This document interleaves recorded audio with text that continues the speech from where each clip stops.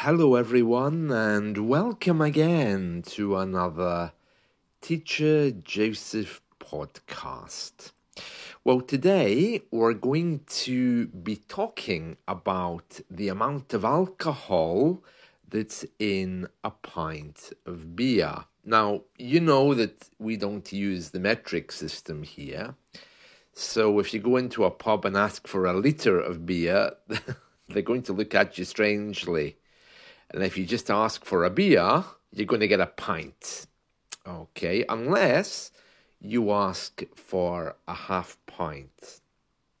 Now, if you're from Europe or any other part of the world, you go into a bar, you ask for a beer, you're usually given, well, what looks to me like a half pint. It's just not quite a pint.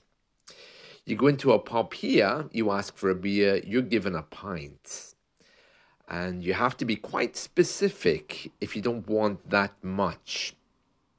If they do give you a pint by mistake or you don't think you can drink all of it, you can ask them to fill it up with lemonade. You know, if you see them putting it into a glass, you can say, oh, stop, would you mind just filling that up with something else because I can't drink all of that. Or ask them to divide it into two glasses. That's equally acceptable. But you'll be given a pint if you just ask for a beer. Now, beer is all over the newspapers today because Heineken has decided that British people no longer want strong beer.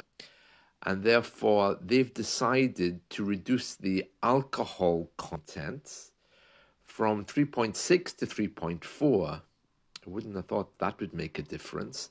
And they're not the only ones doing this. There's a whole host of other people in the news who are also reducing the amount of alcohol. Now, when a company does this, we use the verb to slash. So, for example, in the sales, companies slash prices. So right now, the alcohol level in beer is being slashed. Now, slash is a very aggressive word. You've probably heard of serial killers called the slasher because they carry knives and they use those knives to harm other people. And if they use the knife to cut your skin, that's also to slash. So it's a very powerful word, but we use it whenever prices are cut. We talk about slashing. And it looks like Heineken's beer, one of the brands they have here is called John Smith. So that's the one that they're slashing. And apparently Carlsberg, that's that Danish beer maker, they also slashed the strength of Pilsner to 3.4. And this is as a result of the government's new law. They're bringing in laws which are going to be a little bit more expensive for these companies. So they're trying to avoid that by cutting down the prices. Now, I don't know exactly how it all works behind the scenes. I don't know what the government is doing, but basically, Heineken have said, we have made considerable efforts across the business to reduce costs and drive efficiency so that we can minimize the impact of inflation on our customers. And there's many pub landlords who are at the moment really struggling. It says here, hard-pressed landlords. Hard-pressed means people in a difficult situation. Oh, I'm really hard-pressed for money, for example, or I'm really hard-pressed for something. Okay, so hard-pressed landlords are currently battling inflation, sky-high energy costs, and crippling business rates. And these are likely to be passed on to customers. So by reducing the alcohol content, it doesn't sound like it has anything to do with British people wanting less alcohol, but it has a lot to do with rising prices. So there we are. Prices are being slashed. Now, let me just give you a few examples here because slash, although it means to reduce, it comes out in different ways. So, for example, there's the one I mentioned about the sharp blade. So the chef slashed the bread with a knife, creating even slices.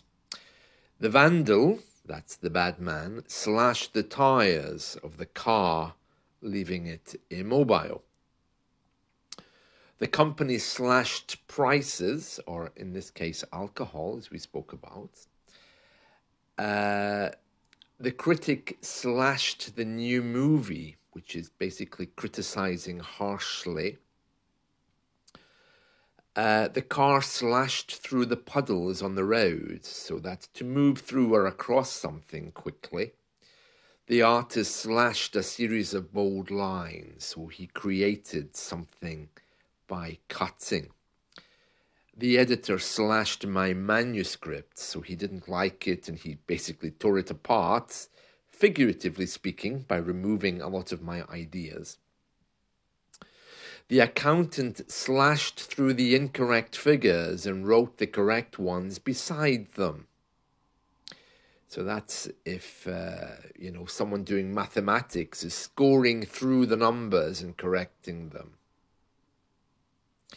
To navigate or proceed with speed and energy would be she slashed her way through the thick underbush, determined to reach the clearing. Oh, that reminds me. Do you remember that movie? Was it Jewel in the Nile? The one with Kathleen Turner and Michael Douglas. Was that Romancing the Stone or Jewel in the Nile? One of these Indiana Jones style movies.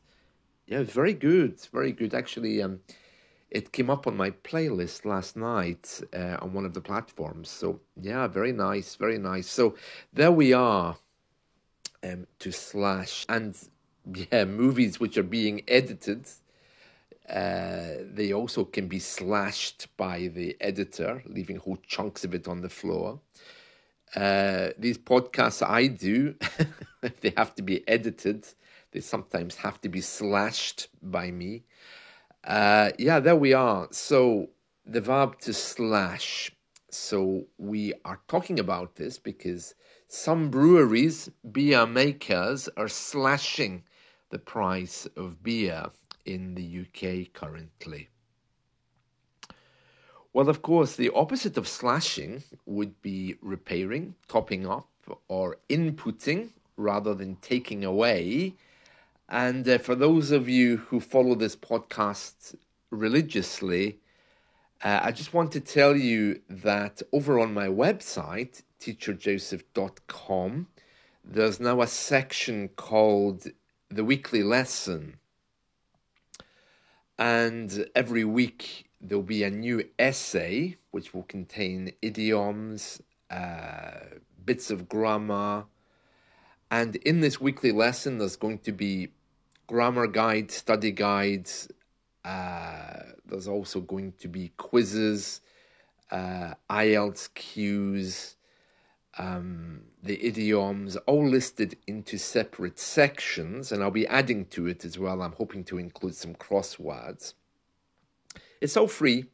So you'll see it at the top on the menu. It says weekly lesson, and I've just put one up, and I'll leave it up there until the 11th of February. So they'll run from each Monday to Sunday, and then I'll update it on Sunday night with a new one, which will be there for you to study. So the idea is that you'll study a little bit every day. So, for example, I think there's the essay, and then on the Monday, there's, I think, the pronunciation guide. Tuesday, there's some idioms and some grammar, and it goes through the different grammatical points. So the idea is that you'll have something to study daily because, it's very difficult if you don't have a teacher to be doing just a little thing every day. So I think there's 6 points for every day for you to look at. And on the Sunday, the day before the new one, there's a test, a little essay where you have to fill in the blanks.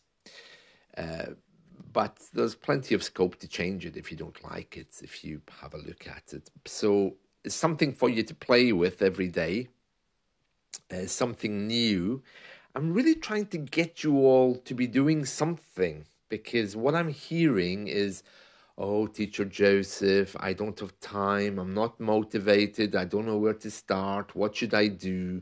So I'm just trying to bring in a little bit of English every day, and it'll literally take you 5 minutes to look at each section on the list. And if you want to spend more time than that, you can. You can obviously work with them to make examples or do homework for me if you're coming to lessons or whatever. So that would be very, very good as well. So plenty of things for you to see. So I'd like you to have a look at that, and perhaps try to make sure that you're studying something every day. And these lessons are very specifically designed to get you from moving from B2 to C1. So most of the people I'm in contact with, of course, they always tell me that they're A1. Most of them are around B2, C1, maybe even above that. So it would be perfect, because they're designed to push your vocabulary up, to get you going, to get you moving.